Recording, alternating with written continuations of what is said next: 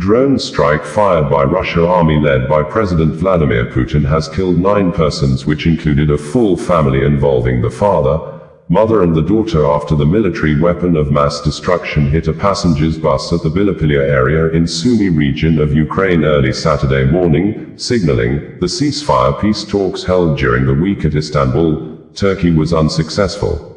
It was gathered that the Russian soldiers launched the strike using a Lancet UAV on a passenger bus near Bilopillia in the Sumy region with a suspicion of hitting a military target, killing 9 civilians and injuring 7 others. President Volodymyr Zelensky said are currently receiving treatments at the hospital.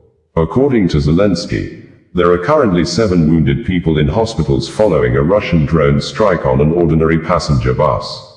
The victims have suffered burns, fractures, and blast injuries. All of them are receiving the necessary medical assistance. Tragically, 9 people were killed.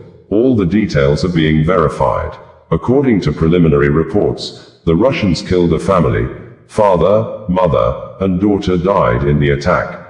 My condolences to all the families and loved ones.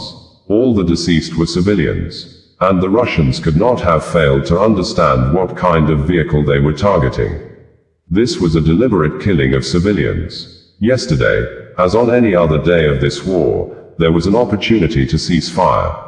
Ukraine has long been offering this, a full and unconditional ceasefire in order to save lives.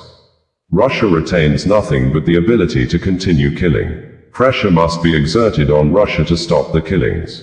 Without tougher sanctions, without stronger pressure, Russia will not seek real diplomacy.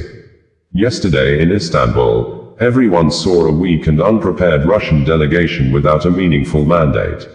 This must change. Real steps are needed to end the war. We are expecting strong sanctions against Russia from the United States, from Europe, and from all our partners.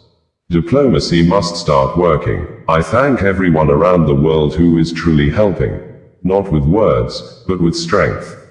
Peace is essential. It may be interesting to know that the attack occurred just hours after Russia and Ukraine held their first direct peace talks in more than 3 years in Istanbul, Turkey on Friday. That has shown the meeting failed to produce a temporary ceasefire.